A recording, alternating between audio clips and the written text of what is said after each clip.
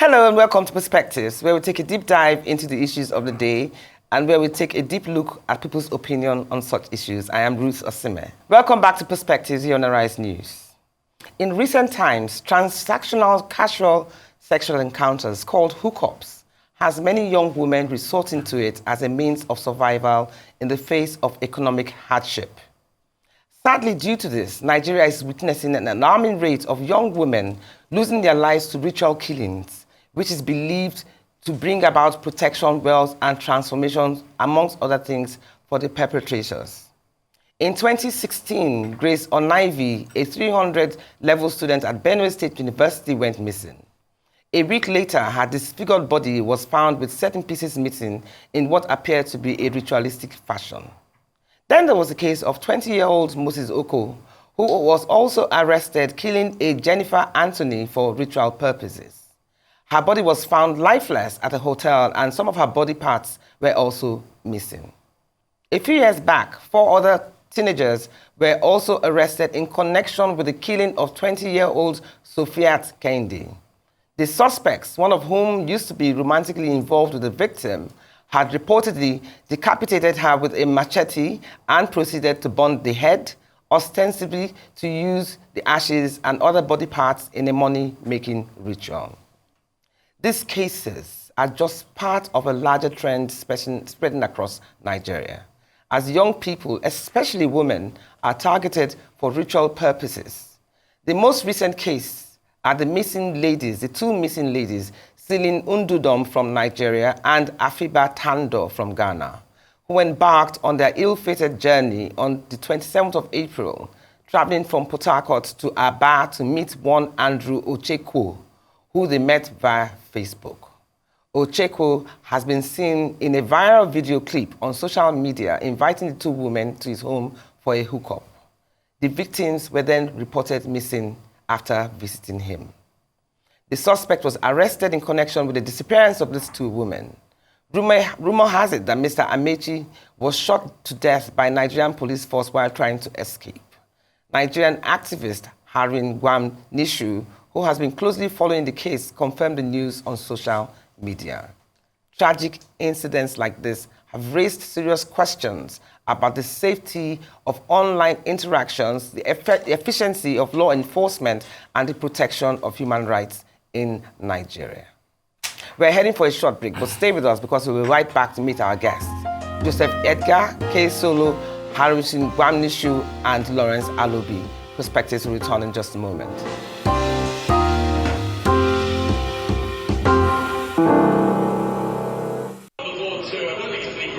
Hi Celine, how are you? How you been? How was your trip? How was your journey?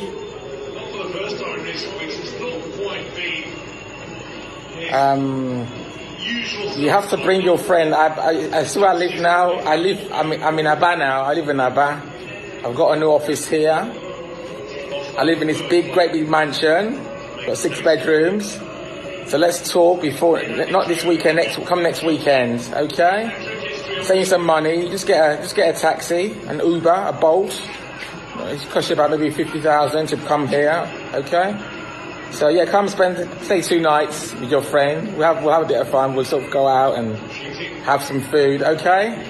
Yeah, I've got a beautiful, beautiful house now. It's absolutely beautiful. It's even better than my other place. Okay? All right, girl. You take care. Bye. Welcome back to Perspectives here on Arise News. That really is one of the creepiest things I've heard in my entire life. Can you just imagine the calm and methodical way that he related with the girl? And then Andrew Ochekwo went ahead to transit into a monster and he took their lives away. Well, like I told you, I have guests on this edition to show and share their thoughts about the gruesome, premeditated murders of these girls, starting with Joseph Edgar, popularly known as the Duke of Shomolu, arguably one of the most incisive salespersons in the country today, with more than 22 years of investment banking career and another 7 years producing some of the most engaging stage productions. Edgar has built a very powerful and pragmatic network of contacts and associates made up of over 10,000 people including some of the most influential Nigerians in a very colorful and exciting working career. He's also the co-founder of Hamilton and George, an upbeat investment banking franchise with mandates in power, oil and gas, as well as the media. We have also been joined by top Nigerian music producer Solomon Oyeniyi, popularly known as K-Solo, who has been in the industry for almost 2 decades and produced award-winning songs for the likes of Paul Play Dairo, Sonny Neji, Timaya, Banky W, Clever J, Mama G, and the late Kafi, amongst others. It comes as no surprise or gainsay when the media refer to him as a hitmaster. He is also a fighter for the underprivileged and an activist. Harrison Gwamnishu is a human rights activist known for his advocacy work on issues such as human trafficking, sexual abuse, police reform, domestic violence, and promoting human rights advancement in Nigeria. He's the co-founder of NGO Behind Bars Human Rights Foundation, which aims to provide support and assistance to individuals who have been wrongfully accused or are facing injustice in the Nigerian legal system. He's also actively involved in raising awareness about social issues. Lastly, but certainly not the least, is Lawrence Alobi, a retired commissioner of police and a lawyer. He's a security consultant and chairman CEO, High Tech Security Services and Training Limited. Mr. Alobi also sits atop the principal partner at Alobi & Co. law firm. He's the executive director, Foundation for Peace and Security. Many thanks to all of you being here for answering our call on Perspectives today. And I hope that we have enough time to discuss this issue at length. So let's start with you, Harrison, because you've almost like been the face of this whole scenario. So tell us the story, undiluted, from the beginning, from how the girls came, what has happened so far, how the police played a role in it, and what have you. All right, I got a WhatsApp message from Celine, in-law, who is based in Germany. Celine being the Nigerian girl? The Nigerian girl, yes. He's told me that there's an issue, there's a case they are following up at the station in Aba, that's Abia State.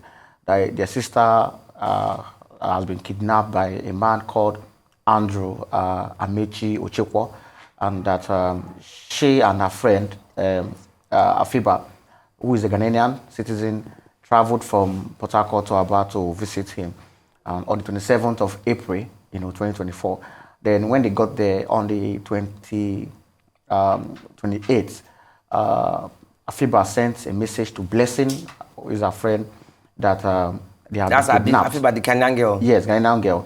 Sent a message to Blessing that they have been kidnapped by Andrew. And then quickly dropped a live location through WhatsApp chat, our live location. Then on the 29th of April, the sister to Celine, who is Tessie, left Imo State to Aba to report the case at the police at the kidnapping office at Aba. Then when he got there, the police followed her using the live location to number 48 Stallion Road, Obo Hill. By this time, how many days had the girls been there? Just 3 days. That was okay. 27th, 28th, and 29. So 29, the police were on at number 48. That's Andrew's rented apartment in Aba. And when they got there, the police told the sister that they can't go in, that they cannot harass an innocent man. So she was surprised. They moved back to the station. So getting to the station, she had to start making calls. This is what police said. So someone referred her to go to Umuahia to go and get Commissioner of Police involved. Then they wrote petition to Commissioner of Police. It took them over 1 week before the case. So this time now we're talking 10 days later? Yes, before the case was approved by the Commissioner of Police. Then give them a squad who left Umuahia down to Aba, the same house. Now, the same house, the police could not enter the first day on the 29th of April. That day, the policemen entered the compound.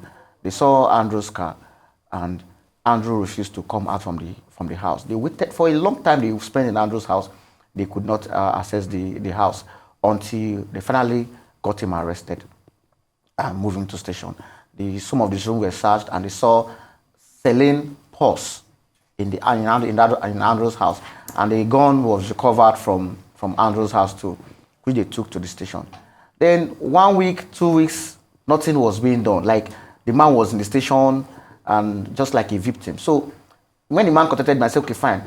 that I should please post the pictures of Andrew, the pictures of the two girls, Celine and Afiba, so that anybody who maybe know their whereabouts can come forward. That the Andrew arrested cannot give account of where the two girls were at that moment. So this was already 2 weeks now. Already 2 weeks. So I said, for me, when cases are reported to me, I don't just I have to send someone to investigate. So Umuahia, I have to send my colleague in Umuahia, Marvelous, who went to station to inquire to find out what happened.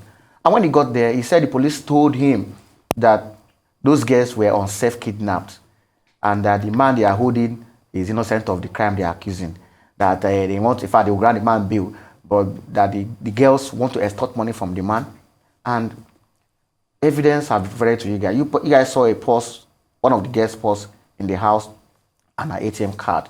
So why will you say it's a self-kidnap? Then later, the brother to Celine went to her house in Port Harcourt. Then while searching, she saw a tablet, iPad, where when she opened it, she saw that email alert came in.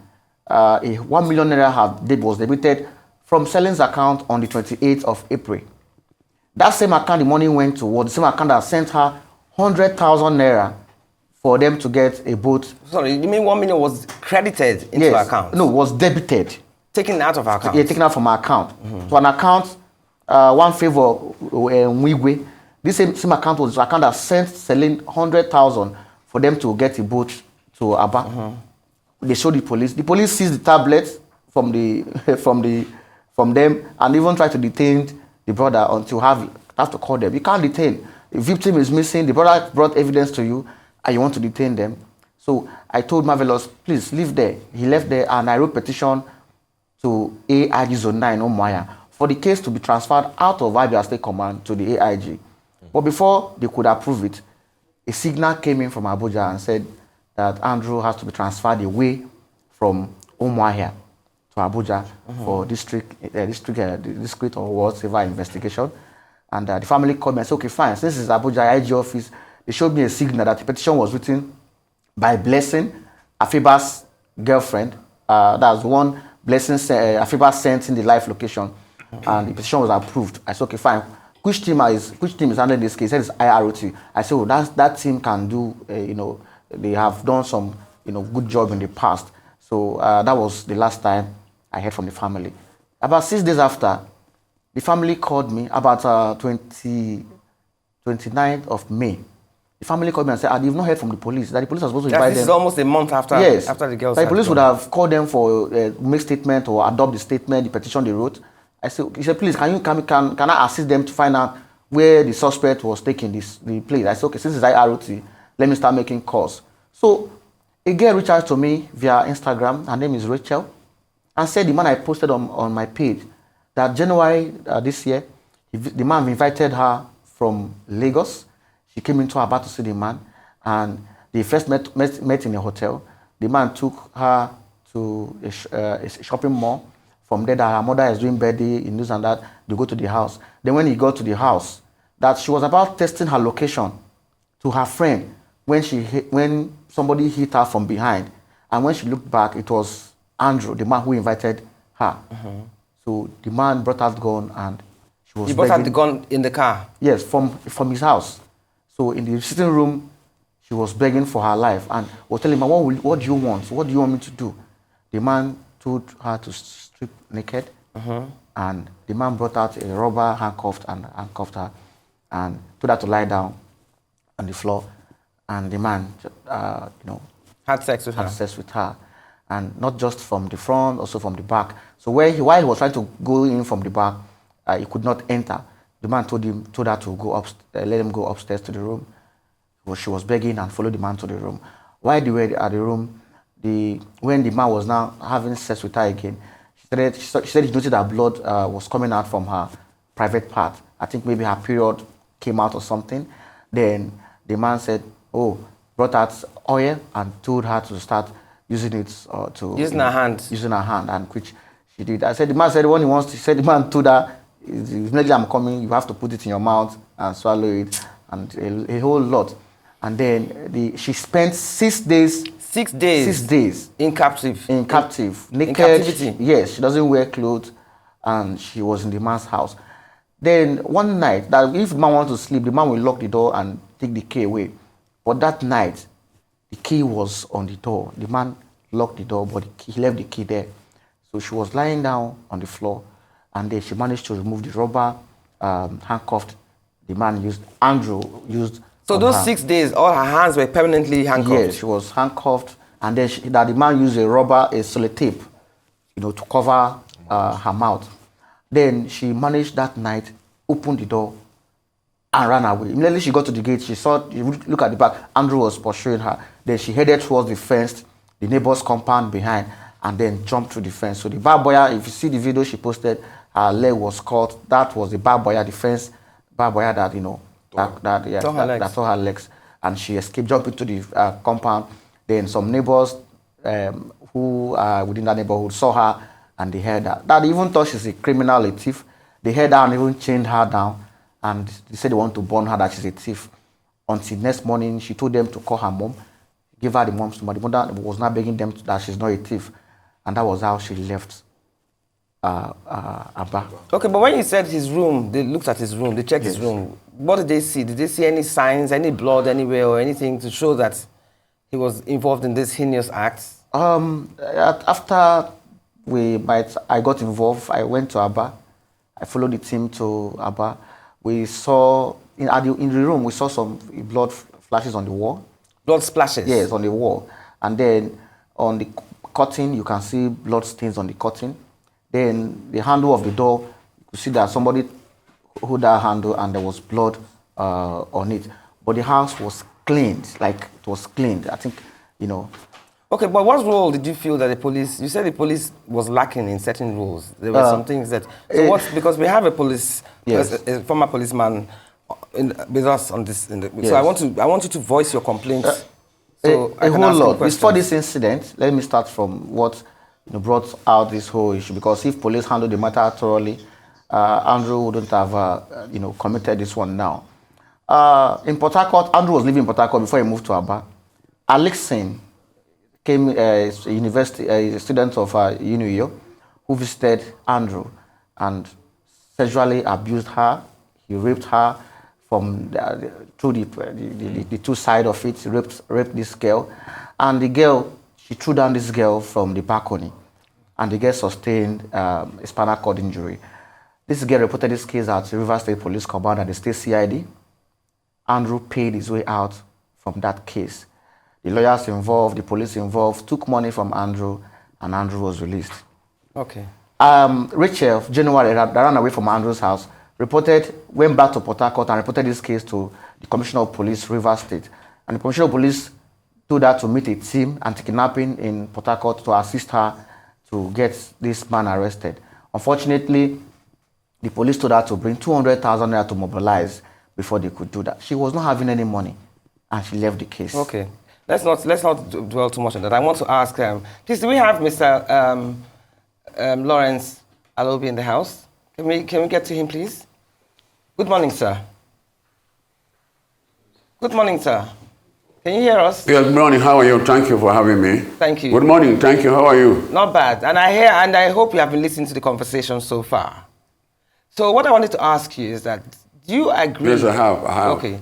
So there have been insinuations about policemen compromising their standards and not, addressing the issues the way they should do because of monetary transactions back and forth, and it has compromised their ability to perform their duties correctly.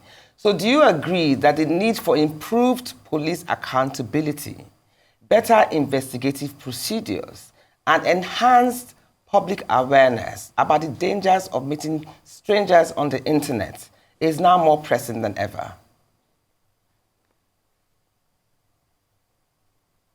Yes, thank you very much for having me. Really, the policing is not just for untrained persons. There's the importance of capacity building, professionalism, and effectiveness and efficiency is very important. The police lays great importance on this aspect. I think with what I've just had, I'm sure the first PR or the IG or other the police management or other officers are also watching. I'm sure the IG will address this and he will call the appropriate command and ensure that, or department that is handling the matter to ensure that the proper thing is done. Because I know the IG, he believes in that, in professionalism and effectiveness and efficiency. In the first place, let me say that I sympathize with the souls of those girls who died in the hands of these criminals, rest in peace. But what I'm going to say is that, you see, this is a systemic problem. From the family to the institution, and of course the police as an institution. Let me start from the family. Parenting is very, very important. To what extent do parents counsel their children? You see, life is both material and spiritual. But we see that we are so permeated by materialism, and now the youth have become so fetish. They believe in this quick money. They do all sorts of things. So I think the family should learn how to counsel their children on these moral things, and the children should have this virtue of contentment. And they should not relate people, they should know the kind of friends they keep and how they respond to phone calls. In fact, then the school, for instance, the police, the school institution, child institution, they should organize what they call corporate social responsibility on how to counsel the students and how they should be living, what kind of life they should live, moral character and so forth. Like my alma mater. So you are found worthy in character and in learning. So develop their character, the moral character. They should know they should not fall in the hands of criminals. So the universities should also organize seminars to educate students on how to relate with people and what they should be doing and so forth. And the police should carry out what a cooperation responsibility by bring out tips on crime prevention of this to educate the citizens on the people so they don't fall victims. So I think this could be done. But in the areas of efficiency and effectiveness and professionalism, I'm sure the police will look into this and ensure that, because every policeman is supposed to be efficient and effective. That's if he has the capacity. And let me also mention that the police is handicapped because of poor funding. A policeman, if a complaint is made at the police station, the policeman may not have the vehicle, may not have the means to travel to the scene or to arrest the suspect and bring the suspect to the station. That's why they ask for mobilization. Mobilization to enable them move to the scene and also get the suspect apprehended. It's not just like it's bribe. You see, it is because, like I say, it's systemic. The government itself has contributed to this problem. Because if the police is well funded, well equipped, then all this problem will not arise. But during our time before you go out on investigation, you are giving out allowances. You are giving out allowances to go your investigation. Even if you go on evidence, you are giving allowances when you go on evidence. But now this doesn't exist any longer. So the system has become so bad. So I think I want to enjoy the federal government to see how to empower the police, to fund the police for the police to be effective. Because security of the nation lies in the hands of the police. And when it's insecurity, everybody suffers. Internal security is a hallmark of our security. And that is, like Section 14 says, the prime purpose of government is security and welfare of the citizens. So I think the government, Mr. President and the government of this administration should see how to strengthen the police. If you want to know how a country is secured, you see from the police. If the police is well funded, you find the country will be well secured. Okay. So I think the family, the institutions, and the government should see to how they can address this problem. Okay. Because it's becoming too embarrassing. And our young ones too are becoming so fetish. You see, God is an all-seeing God. Every morning, if you are so distant from your Creator, your God, He will back you. If you are close to God, every morning you pray to God, God protect you from the hands of mischief makers. God is an unfailing protector. It's an all-seeing God, revealing God. Those young men who are doing this, they will not escape the eyes of God and the eyes of justice. They want to be fished out. The young ones should learn that if you cheat, nature will cheat you. Thank you so much, sir. We'll come back to you in a moment. So let's get back to the studio here. Edgar, thank you, sir. We'll see. Please don't leave us anytime soon. We'll be right back to you. Edgar, we're talking about the bane of this hookup thing. What I want to even ask, first and foremost, is that you were talking about the story. You were telling me of young girls who have now become enforced entrepreneurs because of the burden of family responsibility. Because when you hear hookups, you just automatically assume it's just girls that want to just have casual sex to make money. But there are much more deeper issues, you say. So can you elaborate on some of them and give us examples if you know of any? Okay, let me just say this quickly because I can get very sensitive when I hear things like this. These stories that this Harrison has just told us here, both even before we came on here, just kind of messed me up. I'm not really my sense of at my best. Try. It's scary. Is it worth the cost? Yeah. Okay, so To give us, for example, tell us about that girl that you were telling me yesterday. That you no, seriously, it's a sad story. Share it with us. okay, so one angle in which we could look at this thing is the socioeconomic situation of the country that puts pressure on families, you get. And you find out that the traditional leaders of those families have lost power, as it were, lost control, as it were. So, and then the girl child emerges as a leader in that family. So that girl child is the one that goes out there to get those little jobs, you get, to come back and fend for the family. So this particular person I was telling you about yesterday, comes from that kind of a family where the father had lost his job, and 5 children, and then she being the first child. You know how girl children can be with the fathers, not wanting to see those ones suffer like that. So she takes control of the house. And what that does is that discipline drops, control drops. So the young girl with really no real life experiences, emerges the power in the family. And this particular person goes out there to get a very good job, but she's earning 70,000 naira a month. So from that 7,000 naira a month, she's taking care of a family of 5. She's taking care of our own needs. Do you get? And then she's also under peer pressure. Do you get? To be like the others. Now, what this does is that it pushes her to work under very terrible conditions. And this is not only her. Let's go through this. That when we talk about SMEs, people say, we have 3 million SMEs in this country. We have to. These young girls are the ones who hold these SMEs down, either as marketers, sales girls, logistics, delivery, all of that. I don't money. They control the entertainment industry. They control technology. They control services and all of that. But they are serially abused. They're exposed to sexual harassment, exposed to rape, exposed to all of that. Yeah, but I remember you even said that this girl had 7 boyfriends at some point. Yeah, so at some point, this young lady had 7 boyfriends that she had to be with to meet the pressures. And this particular incident happened so that she asked for money. She asked me to give her money, 50,000 naira. Which I didn't have to give us at that point in time. And I said, what was 50,000 naira for? But I was aware that she was paying the younger brother's school fees in the University of Port Harcourt. She was paying the house rent. She was feeding the family. Inside the 70,000 naira. She was clothing so many other people, all of that. So when I couldn't now give her the 50,000 naira that she needed at that point in time, so she was pushed to take the money from the company, with the hope that when I gave her back the money, she would refund. And I didn't give her back the money the day I said I'll give her back the money. Auditors came and she was arrested. And she was taken to the police. And she was kept in the police station. From there, they called me and I got there and I secured her release. And her father came. And I told the father very clearly, you are pushing this girl into prostitution. As at that point, I didn't even know that she had these 7 men that she went to anytime there was need for funds in the family.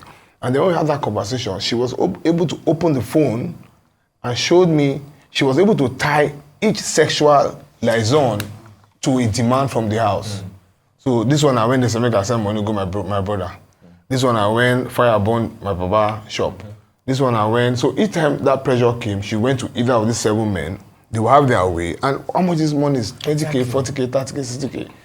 So these are the kinds of things that, so when someone like this man we're hearing about now says, oh, come to Aba for 1 million naira, oh my God. Did it? Her father will even take her to the motor park. There's another case where a father had problem with LASMA. LASMA arrested him on the express, Lagos Ibadan Express. And I was in the shop trying to buy clothes, young sales girl, not more than 24, 25. You get, and luckily for her, she got the call in front of me. And the father was like, I beg, that's why don't catch me. Help me, send money. 24-year-old girl. 24 years. I said, so the girl said, Daddy, how much? He said, send like 60,000. Make I settle down. So we could hear the noise of the people at the back. So I said, give me the phone.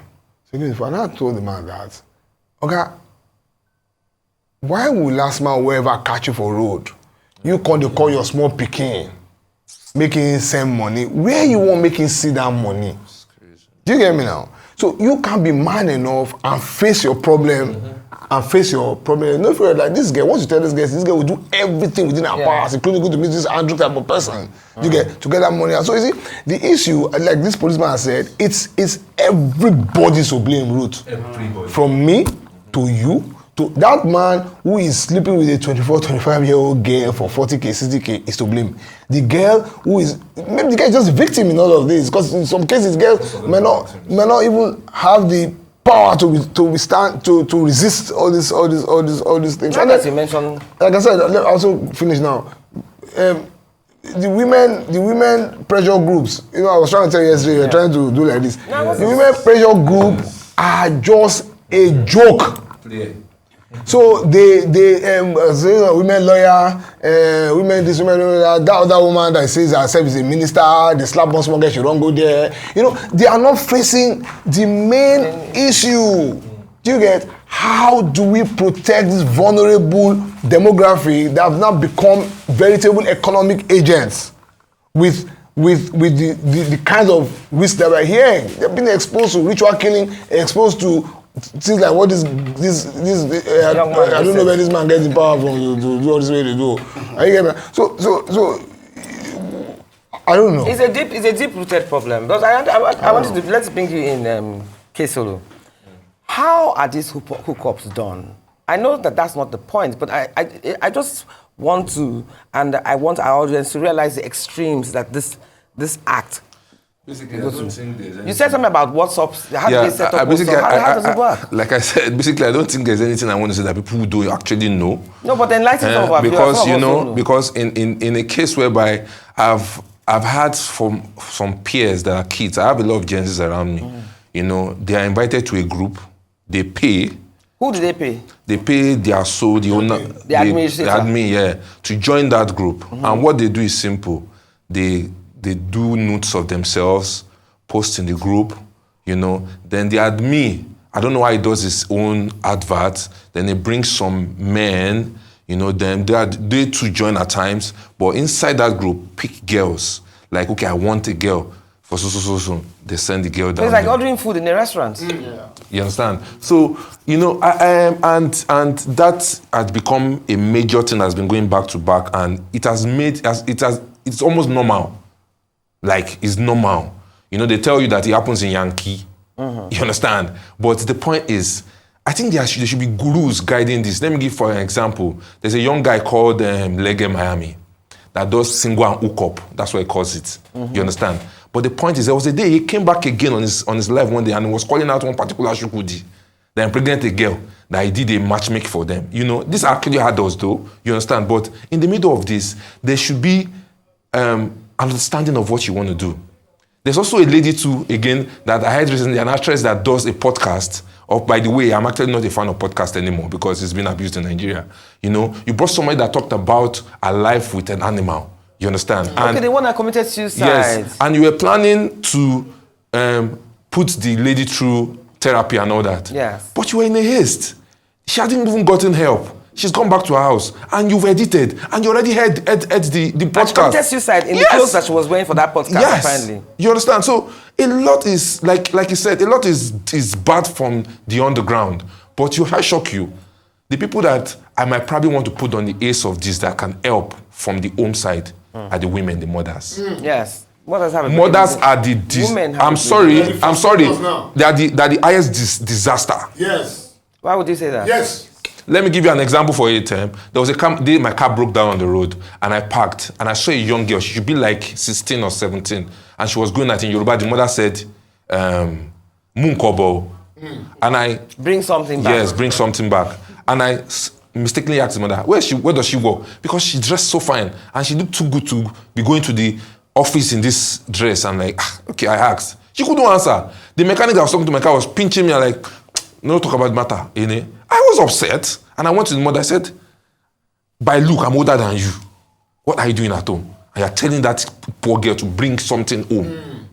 But you see, now, let me quickly add this again. You see, at the time Yahoo started in Nigeria, you know it's the mothers that do the picker, that go to the bank and pick money for their kids. Are you serious? Oh, see, these are things that it shouldn't sound like I am talking from a book. It is what has been, and we all know.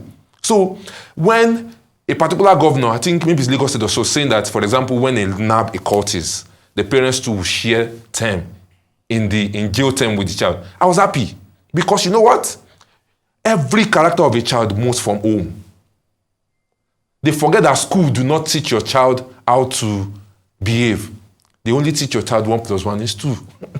So don't expect them to put your child in the right frame. Not talking about the schools that we live now. We see mothers that come out and say, if you touch my child, you will see I'll burn down this school. You're forgetting that you're in a black man country. And not all the children are well lettered like yours. Some will come to the school. My child that goes to a school that's very expensive, come back and speak broken English. And my wife will be asking him, who taught you this? He said, Saida said it in class. Saida is from a particular home that, the parents don't even pay for fees. It's a family that is schooling the child. So they don't even have a parental care. A lot of things is happening. So the day mothers, like you said, the day advocates start speaking women more, there will be a lot of pause to this thing. The day celebrities that wear bling blings, women, come out and let girls know how they hustle on the field and stop seeing their beauty on the internet.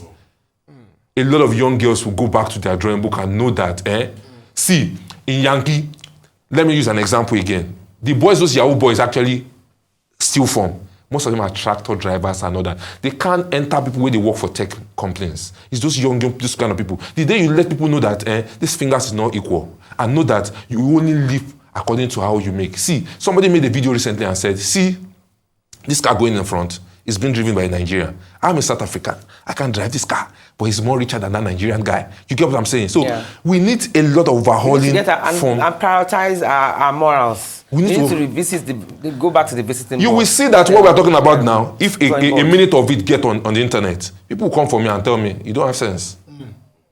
And you see a lot of people still like that comment, and you ask them, please, where are we going? Where are we going? Well, guys, we're going on a break. We're going on a break right now because this is a very deep issue as we can all see. So we're going on a break right now. Don't go anywhere soon. See you right back on Perspective.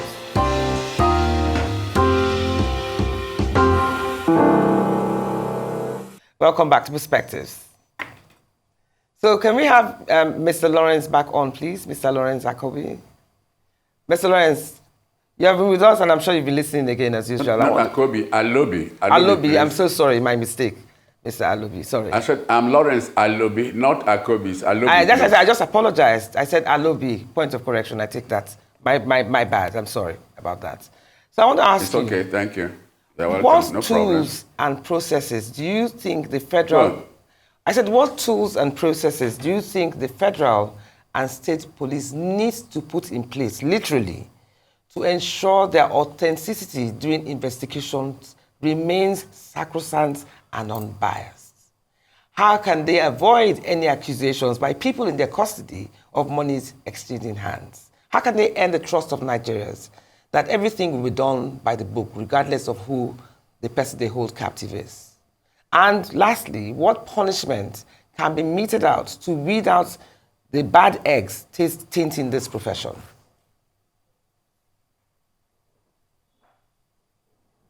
Yeah, thank you very much for that question. You see, the Nigerian police force is being funded by the federal government. It's under the exclusive list.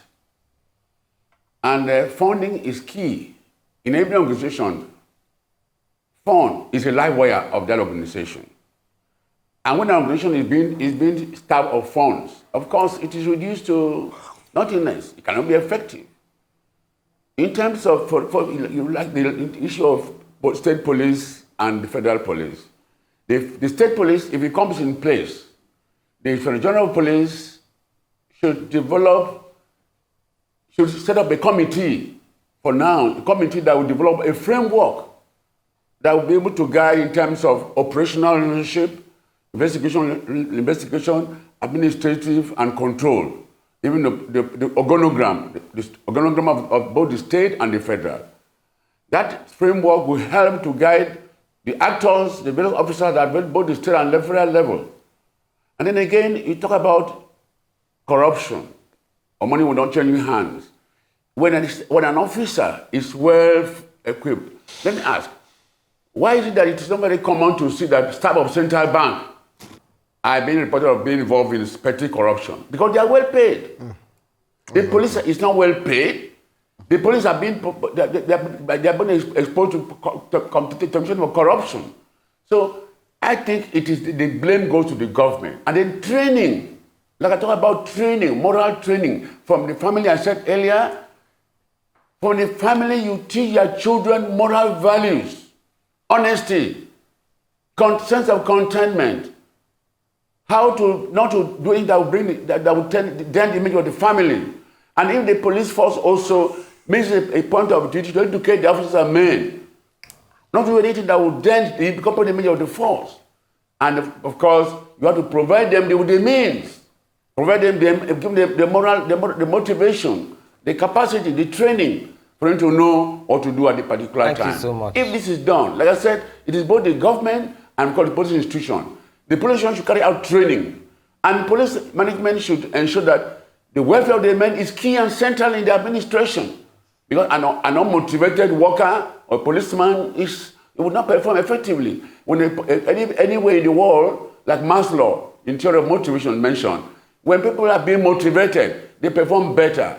So I think the federal government, the police management itself, see welfare as the center of the administration. And if this is done, and then training and capacity building, carrying out lectures, lecture demand on weekly basis. Because some institutions now, when I was there, for us, lecture is a constant.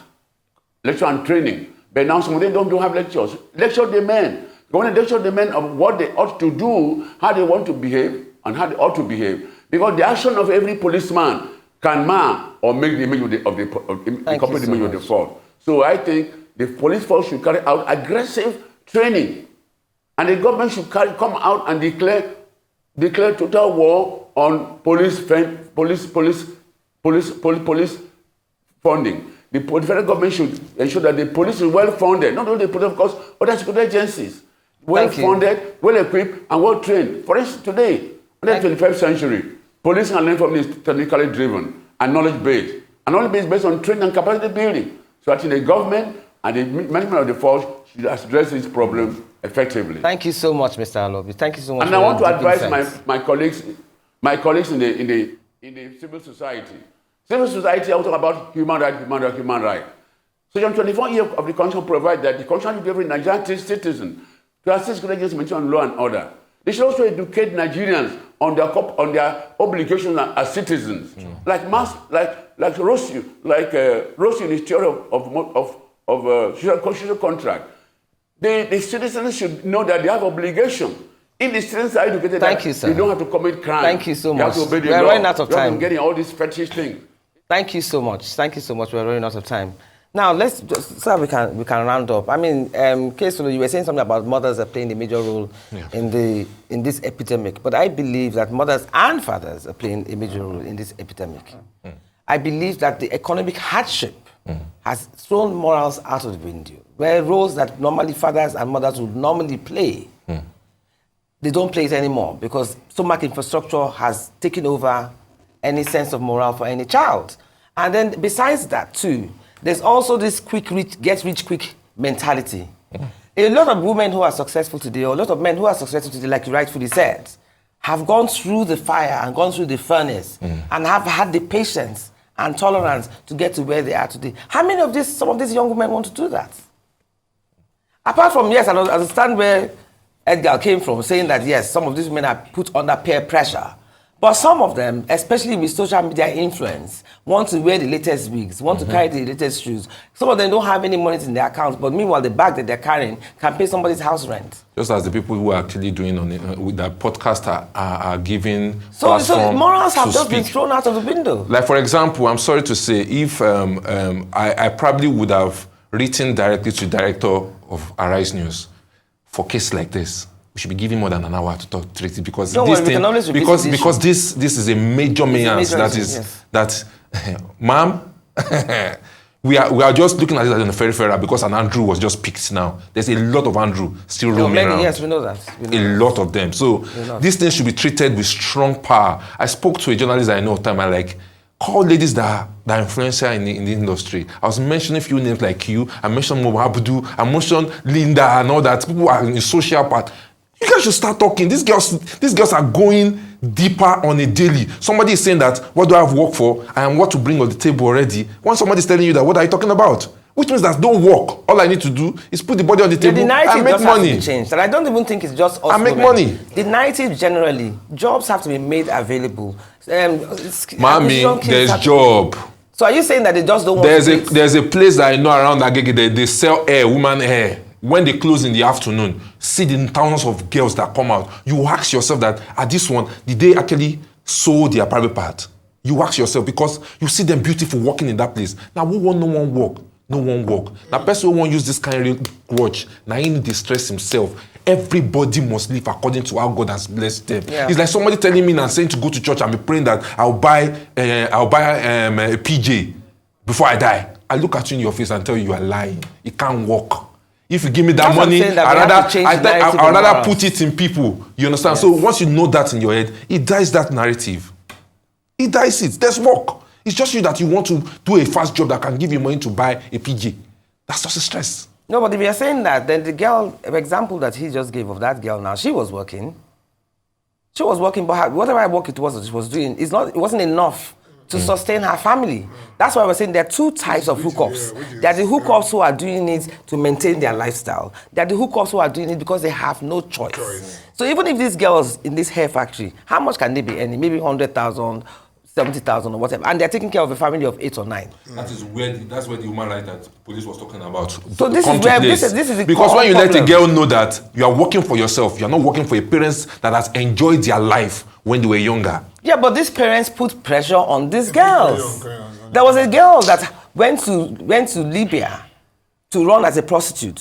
She lived as a prostitute in Libya for 5 years, all because she had to send money home to her children, to her siblings. She came back, married another man who was supposed to take her back to Libya. Anyway, she was on the road for like about 10, 15 years. And all this was to educate her siblings. Let me just say something very quickly. I think men should start being men again.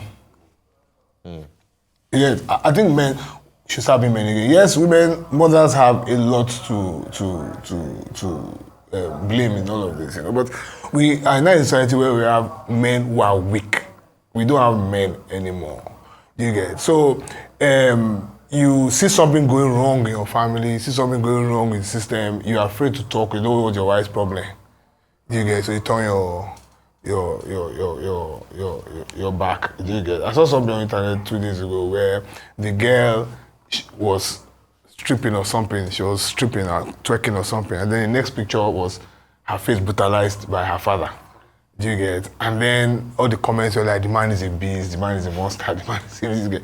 But as a man, do you get? Maybe went around it the wrong way, I don't know. Yeah, but do you not also think that some of these men, it's not so much that they are lazy, it's just the ability to survive. That's where the weakness comes in. So for example, I don't know, God will protect me, but I don't know what will happen to me in this life that will make me call my daughter and say help.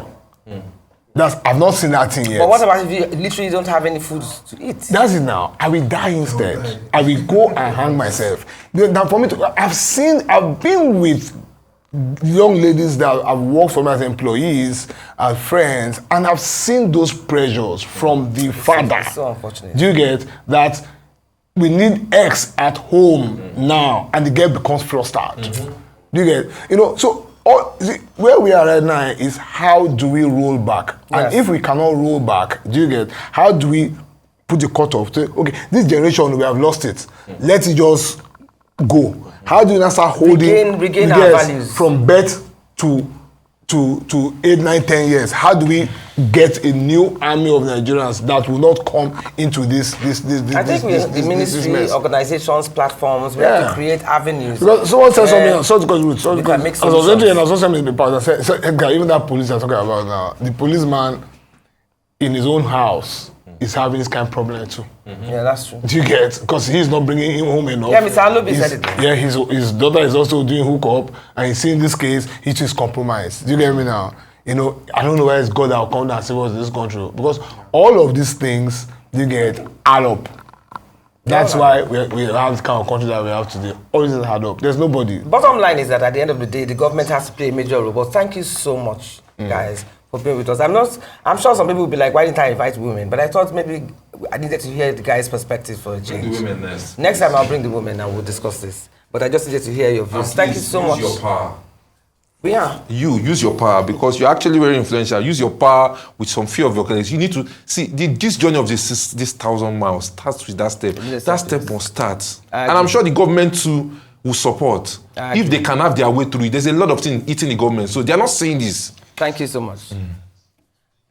So I have to thank all of you. Thank you, Edgar. Thank you, Mr. Harrison. Thank you, Keso. And thank you, Mr. Lawrence, for being with us in this very deep and thought-provoking episode of today. Thank you for being with us on Perspectives. And I would invite you guys, or give you round 2 of the female version. Thank you so much for being with us on Perspectives. Now, what everyone should ask themselves is what can be done, as we're discussing, to stop this spate of ritual-related murders, and more importantly, curb hookups, because it has become an epidemic that we cannot deny. As the economy is getting tighter, morals are being thrown out of the window. Hookups are not only virtual, it happens everywhere. It's a multifaceted problem from all angles. From the woman who sleeps her way through school, to the frustrated wife who needs to satisfy her needs, all the way to the young lady saddled with the responsibility of taking care of her nuclear family, parents, and siblings. When such women fall victims to ritual murders through hookups, the police are just there to mop up the dirt. For these extreme measures of accumulating wealth to be effectively curtailed, the leaders must understand that the foundation they set now will determine tomorrow's future. And we all have a role to play in righting this wrong. So today, that's all we have time for today. You've been watching Perspectives here on Arise News with me, Ruth Osime. And remember, like I keep saying, life is a learning curve. So until next time, do stay safe out there and goodbye. See you next week.